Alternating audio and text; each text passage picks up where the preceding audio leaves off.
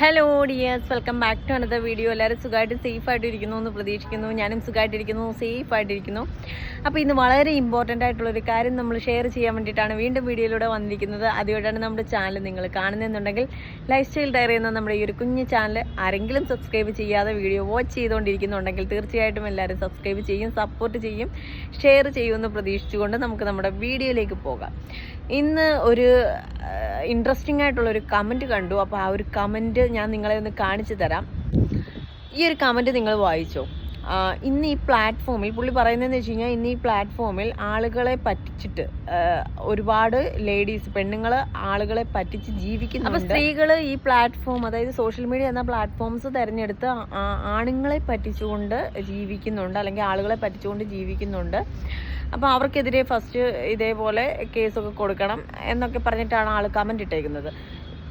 തികച്ചും സത്യമായിട്ടുള്ള ഒരു കാര്യമാണ്. സ്ത്രീകൾ പുരുഷന്മാരെ പറ്റിക്കുന്നുണ്ട് എന്നുണ്ടെങ്കിൽ അവരതിനൊരു അവസരം ഉണ്ടാക്കി കൊടുത്തിട്ടല്ലേ.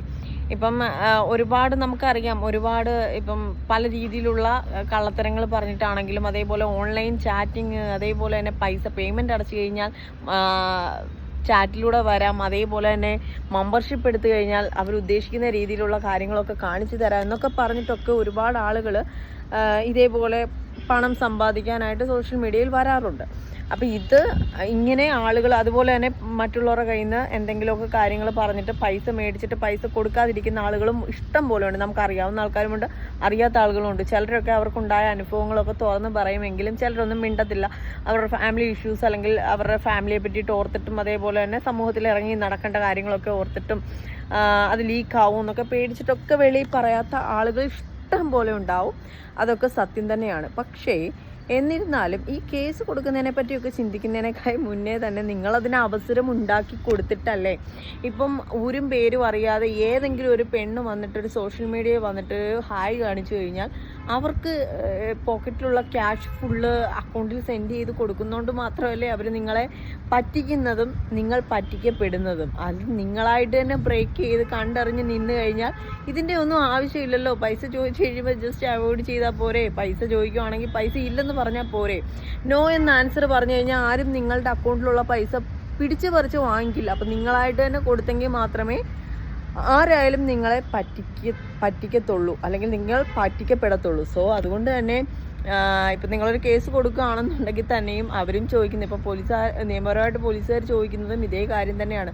നമ്മളെന്തിനാ അതിനുള്ള അവസരം ഉണ്ടാക്കി കൊടുക്കുന്നു? തീ ഉണ്ടെങ്കിലല്ലേ പുകയുണ്ടാവും. സോ അതുകൊണ്ട് തന്നെ ഇതേപോലെയുള്ള സ്ത്രീകൾ നിങ്ങൾക്ക് രാത്രി ലൈവിൽ വരാം, അതേപോലെ രാത്രി നിങ്ങളോട് എത്ര സമയം വേണമെങ്കിലും സംസാരിക്കാം, നിങ്ങൾ ഉദ്ദേശിക്കുന്ന രീതിയിലൊക്കെ നിന്ന് തരാം, അങ്ങനെയൊക്കെ പറഞ്ഞു കഴിഞ്ഞാൽ നിങ്ങളുടെ അടുത്ത് ആരെങ്കിലും വരുന്നുണ്ടോ എന്നുണ്ടെങ്കിൽ അവോയ്ഡ് ചെയ്ത് കളയുക എന്നുള്ളൊരു ഓപ്ഷനാണ് നിങ്ങളുടെ മുന്നിൽ ഫസ്റ്റ് ഉള്ളത്.